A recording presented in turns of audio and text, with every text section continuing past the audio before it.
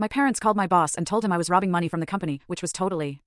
They didn't just ruin my life, they tried to erase me. And the cruelest part? It was my own parents doing it. I thought I was ready for anything, but nothing prepares you for the moment your own blood turns on you like that. I was 27, building what felt like a real life, but looking back, the cracks were always there, invisible until they shattered everything I'd built. My name's Ethan, and I grew up in a house where success wasn't something to celebrate. It was something to resent, especially if it wasn't theirs. My dad, David, was the kind of guy who measured manhood by how loudly he could shout someone down.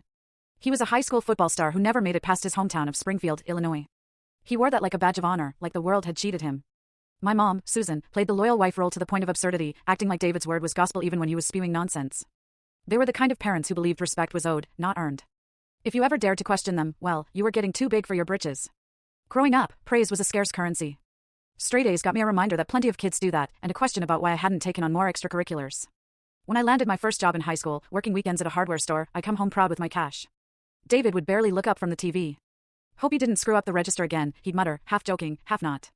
Meanwhile, my younger brother, Caleb, 4 years younger, lazier, and with a magical talent for avoiding responsibility, could get a C on a math test, and they'd take him out for ice cream because he tried his best. Still, I wasn't a victim. I worked hard. I kept my head down, using every inch of distance I could create to build a life outside their shadow. I went to college on scholarship, no help from them, and graduated with honors. By 25, I'd landed a management job at a mid-size logistics company. Nothing flashy, but the pay was solid. My team respected me, and I had a corner office with a window overlooking the Potomac River. I even flew out for conferences a few times a year. For the first time, I felt like I was building something of my own, something they couldn't touch. Of course, I made the mistake of telling them.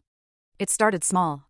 Susan would call, making snide comments like, "Must be nice to sit in an office all day while real people do the hard work." Or she'd ask if I was dating, "Are the women up there too high maintenance for you now?" David scoffed at everything. When I mentioned a bonus for leading a new project, he said, "You should be giving that to us. We raised you after all." Any success I had was an insult to them, a reminder I'd left them behind. The real turning point came when Caleb crashed his car into a pole while driving under the influence. My parents didn't punish him. They didn't even seem mad. They were just upset the insurance wouldn't cover the full damage. So, they called me. "Ethan," Susan said sweetly, "your brother's in a tough spot. He's still trying to find his footing, and we just thought since you're doing so well, maybe you could spot him a few thousand just to help him get another car." "No," I said flatly. "I'm not paying for his screw-up." A long pause. Then David got on the phone. "You think you're better than us now, huh?